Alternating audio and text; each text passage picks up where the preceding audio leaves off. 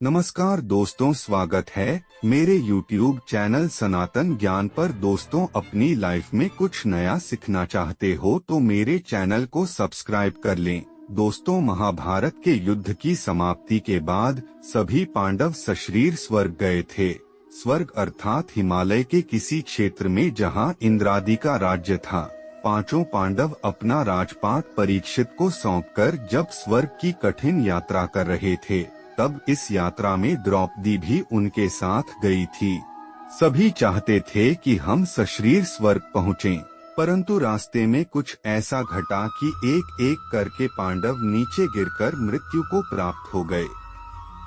यात्रा के दौरान जब पांडव बद्रीनाथ पहुँचे और वहां से आगे बढ़े तो सरस्वती नदी के उद्गम स्थल पर नदी को पार करना द्रौपदी के लिए कष्टकर हो गया था। ऐसे समय में भीम ने एक बड़ा सा चट्टान उठाकर नदी के बीच में डाल दिया। द्रौपदी ने इस चट्टान पर चलकर सरस्वती नदी को पार किया था। कहते हैं कि माणा गांव में सरस्वती के उद्गम पर आज भी इस चट्टान को देखा जा सकता है। इसे आज हम लोग भीम पुल के नाम से जानते हैं। हालांकि महाभारत की कथा अनुसार पांचों पांडव, द्रौपदी तथा एक कुत्ता आगे चलने लगे।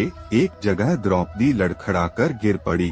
द्रौपदी को गिरा देख भीम ने युधिष्ठिर से पूछा कि द्रौपदी ने कभी कोई पाप नहीं किया, तो फिर क्या कारण है कि वह नीचे गिर पड़ी।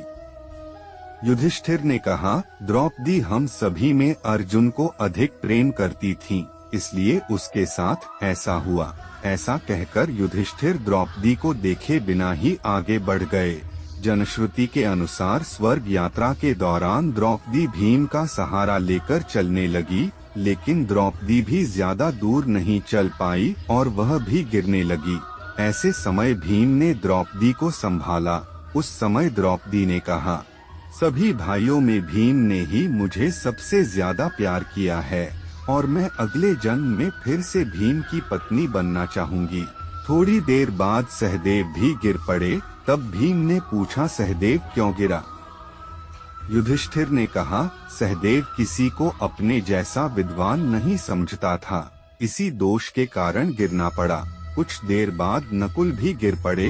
भीम के पूछने पर युधिष्ठिर ने बताया कि नकुल को अपने रूप पर बहुत अभिमान था, इसलिए आज इसकी यह गति हुई है। थोड़ी देर बाद अर्जुन भी गिर पड़े।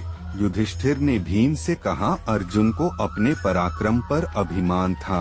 अर्जुन ने कहा था कि मैं एक ही दिन में शत्रुओं का नाश कर दूंगा, लेकिन ऐसा कर नहीं पाए। अपने अभिमान के कारण ही अर्जुन की आज यह हालत हुई है। ऐसा कहकर युधिष्ठिर आगे बढ़ गए। थोड़ा आगे चलने पर भीम भी गिर गए। तब भीम ने गिरते वक्त युधिष्ठिर से इसका कारण पूछा तो उन्होंने बताया कि तुम खाते बहुत थे और अपने बल का झूठा प्रदर्शन करते थे, इसलिए तुम्हें आज भूमि पर गिरना पड़ा। यह कहकर युधिष्ठिर आगे चल दिए। केवल वह कुत्ता ही उनके साथ चलता रहा। युधिष्ठिर कुछ ही दूर चले थे कि उन्हें स्वर्ग ले जाने के लिए स्वयं देवराज इंद्र अपना रथ लेकर आ गए। तब युधिष्ठिर ने इंद्र से कहा, मेरे भाई और द्रौपदी मार्ग में ही गिर पड़े हैं, वे भी हमारे साथ चलें, ऐसी व्यवस्था कीजिए।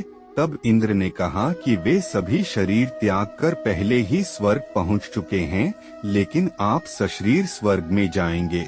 इंद्र की बात सुनकर युधिष्ठिर ने कहा कि यह कुत्ता भी मेरे साथ जाएगा, लेकिन इंद्र ने ऐसा करने से मना कर दिया।